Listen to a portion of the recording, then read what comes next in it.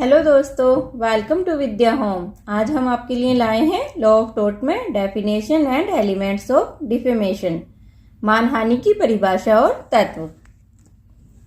चलिए देखते हैं मानहानि की परिभाषा। किसी व्यक्ति के सम्मान को हानि पहुंचाना ही मानहानि है। प्रत्येक व्यक्ति की समाज में एक प्रतिष्ठा होती है। यह प्रतिष्ठा धन से भी अधिक हो सकती है। जब कोई व्यक्ति सामाजिक स्तर पर किसी दूसरे व्यक्ति पर दोष लगाता है जिससे उस व्यक्ति को आघात पहुंचता है तो यह मानहानि कहलाता है। सामंट के अनुसार मानहानि की परिभाषा: मानहानि किसी दूसरे व्यक्ति के बारे में बिना किसी विधिक औचित्य के असत्य तथा ठेस पहुंचाने वाले कथन का प्रकाशन करना है। इस प्रकार किसी दूसरे व्यक्ति के संबंधों में शब्दों का, चित्रों या संकेतों का प्रकाशन करना जिससे समाज में उस व्यक्ति के लिए घृणा, उपहास या अपमान का भाव पैदा हो, उस व्यक्ति की प्रतिष्ठा को आघात पहुंचे तो उसी कष्ट को मानहानि कहते हैं। अंडरहिल के अनुसार मानहानि की परिभाषा: मानहानि प्रतिष्ठा को हानि पहुंचाने वाला ऐसा झूठा कथन है जिसका प्रकाशन किया जाता है। किसी की मानहानि शब्दों, संकेतों या दृश्यों के द्वारा की जा सकती है। इसका उद्देश्य वादी को समाज के विचारशील व्यक्तियों की नजर में गिराना है। मानहानि के आवश्यक तत्व: मानहानि में अपमानित करने वाला लेख हो सकता है या फिर अपमानित करने वाले वचन हो सकते हैं। इन दोनों के लिए निम्नलिखित तत्व विद्यमान होने चाहिए। ए. दुर्भाव या विद्वेष: वादी को यह सिद्ध करना आवश्यक है कि प्रतिवादी ने बुरे मन से यह लेख प्रकाशित किया है। दुर्भाव की भावना असावधानी से कार्य करने या सद्भावपूर्ण गलती से भी आ सकती है।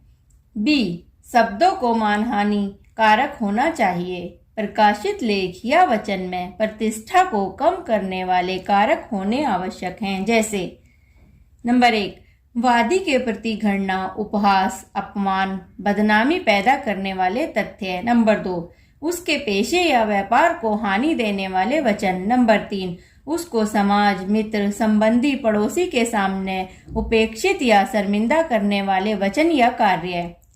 नंबर सी, मानहानि कारक शब्द वादी के लिए होने चाहिए। यदि वादी के लिए मानहानि कारक शब्द नहीं है तो वाद का औचित्य नहीं। नंबर डी, समूह की मानहानि के लिए व्यक्ति का वाद दायर करना। यदि मानहानि कारक शब्द किसी समूह को निर्दिष्ट करते हैं तो इस समूह से कोई व्यक्ति वाद फाइल नहीं कर सकता जब तक वह व्यक्ति यह साबित न कर दे कि मानहानि कारक शब्द उसको भी निर्दिष्ट करते हैं।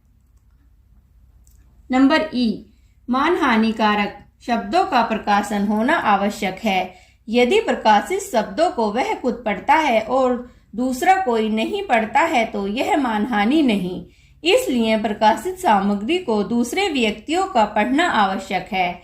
मानहानि के अपवाद: कुछ उदाहरण ऐसे हैं जिनमें मानहानि नहीं मानी जाती, जैसे क्रोध में दी गई अभिव्यक्ति या गाली, जिसे सुनने वाला कोई भी व्यक्ति यह स्वीकार नहीं कर सकता कि उससे किसी का चरित्र क्षतिग्रस्त हुआ है। मानहानि की कार्यवाही के योग्य नहीं है ऐसे शब्द जिनसे मात्र भावनाओं को चोट पहुंचती है, परंतु जो किसी भी रूप में न ही चरित्र पर प्रभाव डालता है और न ही प्रतिष्ठा पर, या उसका ऐसा कोई प्रभाव नहीं पड़ता जिसके कारण लोग वादी से नफरत करने लगे या उससे दूर जाने लगे, मानहानिकारक नहीं माने जा सकते।